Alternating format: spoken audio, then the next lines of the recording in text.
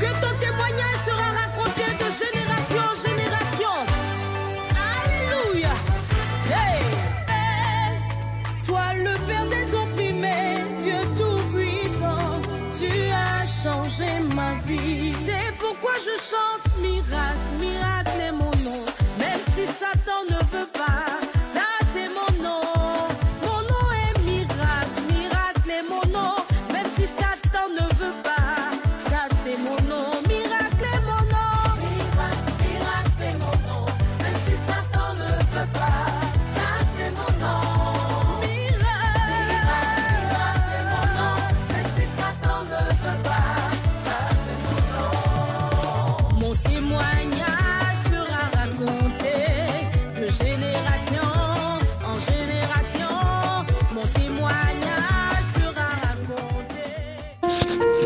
Bonjour ma bien-aimée sœur Grâce. Bonjour, bonjour. Je viens vers toi par ce voice pour donner mon témoignage de ce que j'ai vécu dans ces derniers temps. Alors, bien avant le programme du jeûne du mois de décembre, j'avais déjà signalé que j'arrêtais avec la chimiothérapie. Bon, ceux qui ont écouté déjà la première partie de mon témoignage, ils peuvent être un peu au courant qu'on m'avait diagnostiqué un cancer, une tumeur dans le bas-ventre. Donc, du coup, on m'avait aussi fait le programme de la chimiothérapie que j'avais accepté de façon précipitée, mais la chimiothérapie était en train de détruire vraiment ma vie et sans compter tout ce qui va avec, les oublis, tout et tout. Mon système immunitaire commençait à déjà être atteint. Et dans le programme, pendant que le programme avait été annoncé, le programme du mois de décembre avait été annoncé, j'ai décidé ensemble avec mon chef de ne plus suivre la chimiothérapie. Et du coup, j'avais appelé, quelques jours après, j'ai appelé le médecin qui m'avait établi le programme de la chimio et je lui ai dit que je ne veux plus continuer la chimio. Elle m'avait demandé la raison pour laquelle je ne voulais plus continuer la chimio. J'ai expliqué la première raison parce que la chimio détruit les cellules saines et ouvre la porte à toutes les maladies.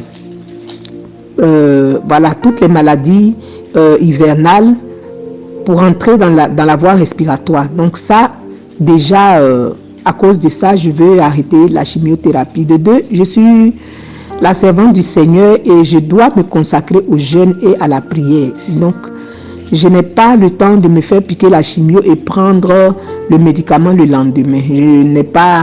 Je ne veux pas suivre ce programme. Elle m'a dit qu'elle a essayé de me convaincre. Je lui ai dit non, ma décision elle est prise, je ne vais pas continuer. Elle m'a dit que la maladie va revenir, tout et tout, et qu'il n'y a rien, ça ne peut pas partir sans chimio. Et moi, je lui ai rétorqué que le Seigneur Jésus-Christ guérit et que je vais mettre ma foi dans le Seigneur Jésus-Christ.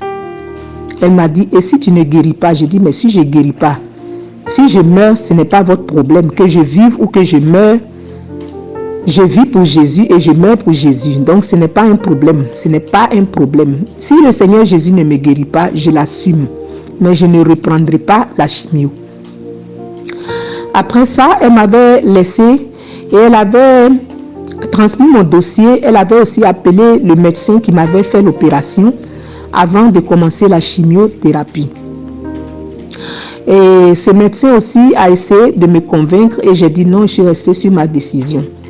Elle m'a quand même convaincu qu'il fallait que je fasse les prises de sang pour qu'on puisse suivre, pour voir si la maladie était déjà partie, vraiment, si c'était effectivement parti. Et j'avais donné ma parole que j'allais faire les prises de sang pour eux, en tout cas pour eux, pas pour moi. J'ai dit que pour vous, parce que vous ne croyez pas qu'il y a le Seigneur Jésus qui guérit, vous n'avez pas la foi et vous croyez seulement en ce que on vous a appris et vous ne croyez pas dans le surnaturel. Donc c'est pour vous que je vais faire les prises de sang.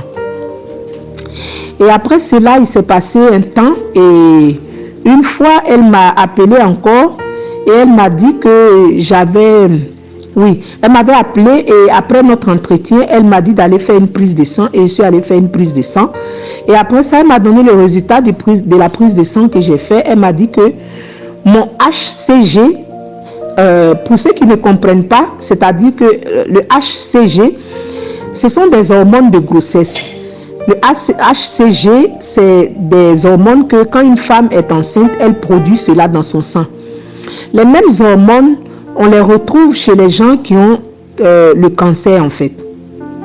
Donc du coup, n'étant pas enceinte et ayant le cancer, mon taux de HCG devrait augmenter jusqu'à... Alors, normalement, le but de la chimiothérapie, c'était de réduire le taux de HCG jusqu'à 0,5, ce qui est normal.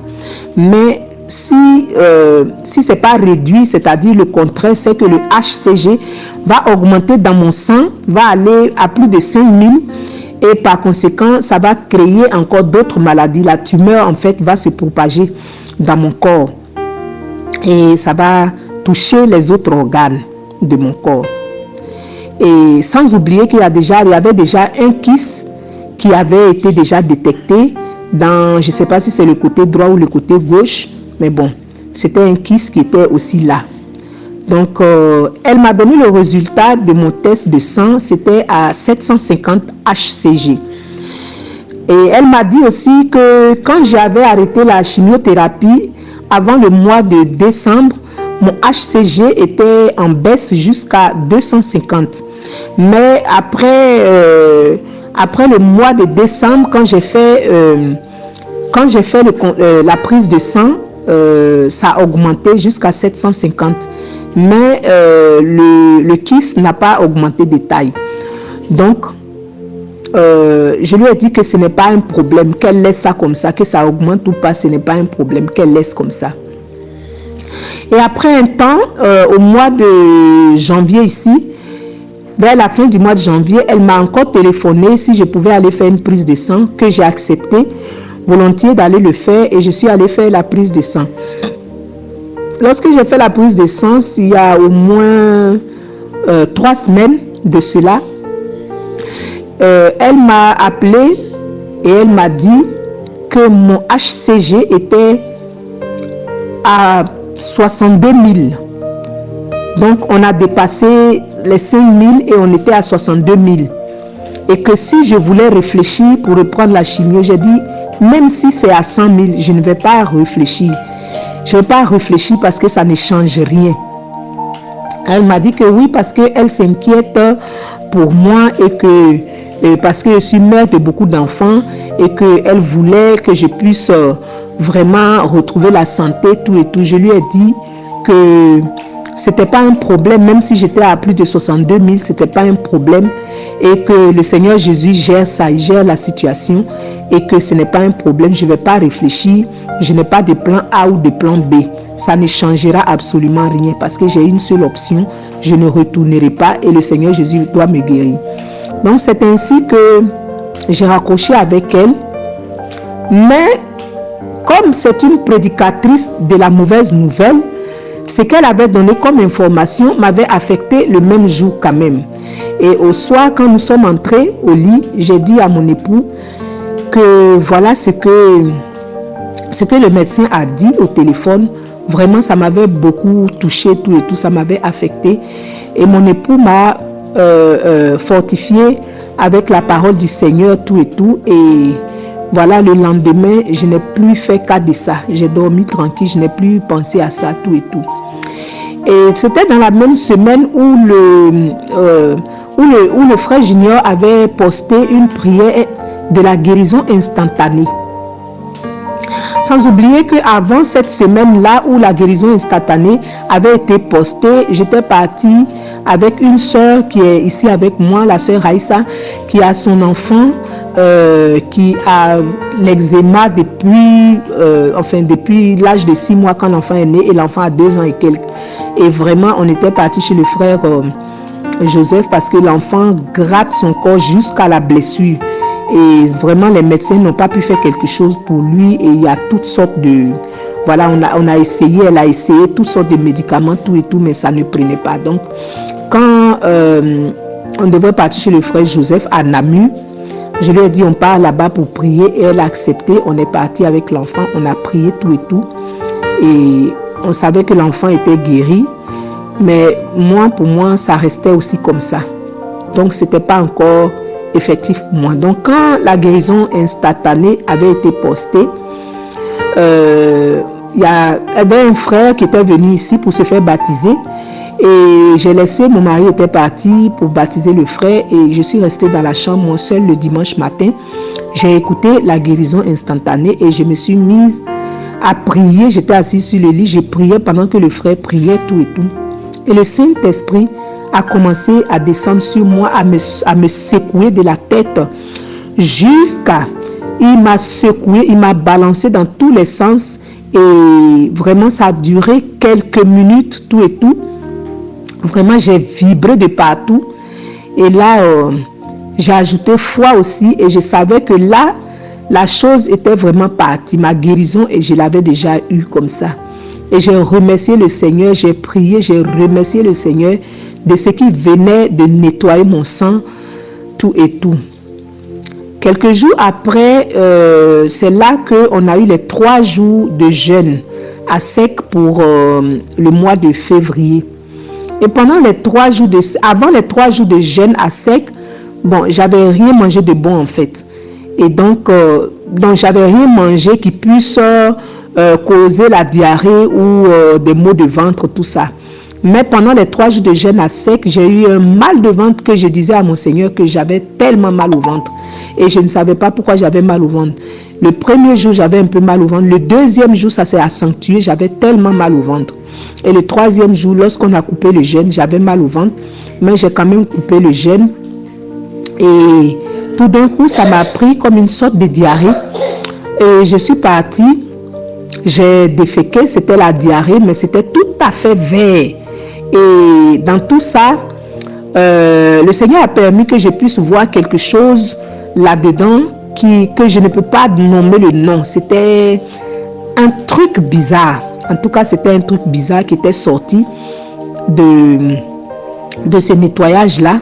J'ai observé attentivement et après, voilà, je me suis nettoyée et j'ai remercié le Seigneur parce que je savais que le Seigneur venait d'achever ma guérison.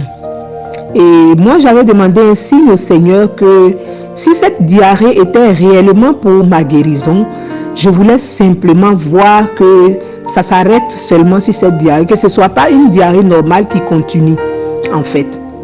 Et si ce n'était pas pour ma guérison normalement, le signe c'est que ça devrait être une diarrhée qui continuait tout et tout. Mais c'était juste, cette diarrhée était juste pour le nettoyage de mon bas-ventre, de mon appareil génital. Et c'est là que j'ai compris que c'était spécialement pour ça, parce que la diarrhée n'a pas continué du tout. Parce que les heures qui ont suivi, je n'ai plus mal au ventre. Je suis allée me coucher tout et tout. Et le lendemain, je suis même allée à la selle et ce n'était pas une diarrhée, c'était normal. Donc, je rends grâce au Seigneur parce qu'il a enlevé cette tumeur dans mon corps. Il a nettoyé mon sang et voilà tout ce qui va avec, tout et tout. Et même l'autre là que vous connaissez depuis longtemps, de toutes les façons, ça va venir le témoignage de ça. Si le Seigneur le permet, le Seigneur a tout nettoyé et tout est complètement parti maintenant par la grâce du Seigneur. Donc, c'est pour encourager quelques personnes parmi nous si les gens hésitent encore, tout et tout. Parce que moi aussi, lorsque ça a été nettoyé, tout et tout, lorsque c'est parti, il est vrai que j'ai eu des pensées bizarres pour savoir est-ce que c'est vraiment parti, tout et tout. Et c'est l'ennemi qui m'attaquait comme ça pour voir, pour tester, pour voir si j'avais foi dans le Seigneur Jésus, tout et tout. Et vraiment, cette fois-ci, je sais. Le deuxième signe qui fait que je sais que j'ai retrouvé la santé vraiment, c'est que quand la dame m'avait annoncé, le docteur m'avait annoncé que j'étais à plus de 62 000, Dans cette période-là, j'étais beaucoup essoufflée parce que quand une femme est enceinte, elle est beaucoup essoufflée à cause des hormones de la grossesse qui sont les mêmes hormones qu'un cancéreux a, donc le HCG qui augmente en taux très fort. Donc j'étais essoufflée à chaque fois que je bougeais, que je faisais l'escalier, que je faisais un peu d'effort, tout et tout. Je commençais déjà à me fatiguer, je ressentais déjà les essoufflements, tout et tout. Mais lorsque, après la guérison instantanée et que j'ai retrouvé ma guérison et après les 3 jours de jeûne que mon bas-ventre avait été nettoyé, petit à petit, donc ce n'est pas de façon spontanée, petit à petit, mon souffle qui était essoufflé chaque fois que j'étais fatiguée, tout et tout, moi qui ne pouvais pas me tenir debout pendant longtemps à cause de le taux d'hormones de HCG qui commençait à m'épuiser déjà. Voilà que maintenant je peux me tenir debout pendant longtemps, je peux marcher, je peux faire des efforts.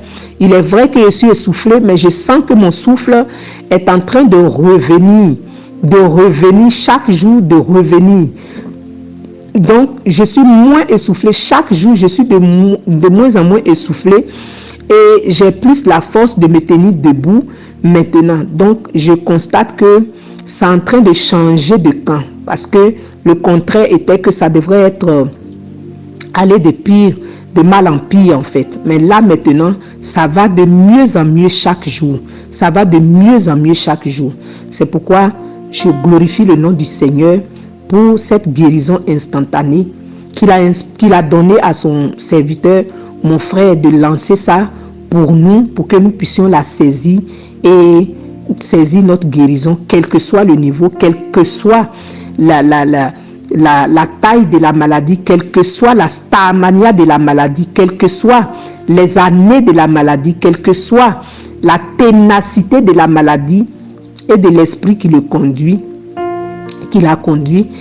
Le Seigneur nous a fait grâce, il nous a donné le pouvoir et il nous délivre par le Saint-Esprit via son serviteur, l'homme qu'il a choisi pour nous conduire. Que le nom du Seigneur soit glorifié, soit élevé, maintenant et à toujours au siècle des siècles. Amen.